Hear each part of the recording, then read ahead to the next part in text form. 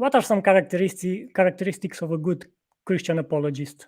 You have been defending the faith many years, so what would you say, like the most important things? Well, I'm glad you mentioned defending the faith, because many people do not understand the word apologist.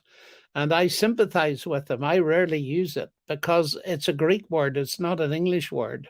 And the Greek word from which it comes by transliteration is apologia, which simply means defense.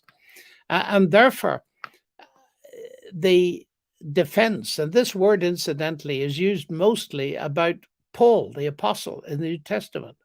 And his main defense, mentioned several times in the history, the first history of Christianity, the book of Acts that Dr. Luke wrote, is in terms of his encounter with the risen Jesus on the road to Damascus. It's his own personal experience.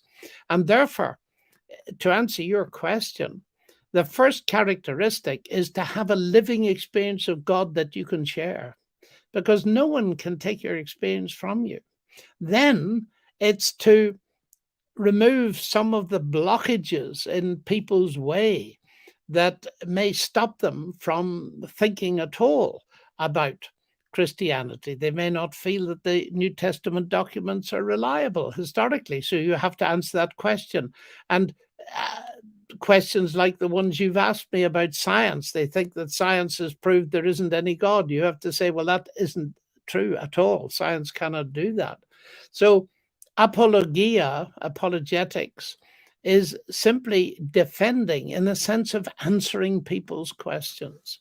And I've been asking questions all my life because I want to know the truth.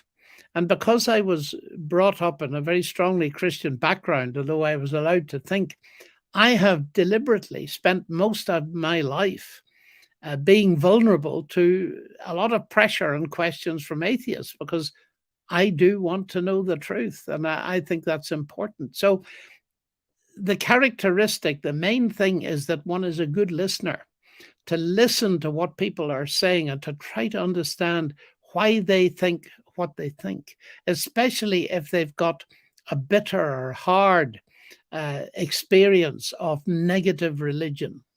And I've seen that so often in my life. And it's important to be very sensitive and to make sure you understand a person's question before you try to answer it.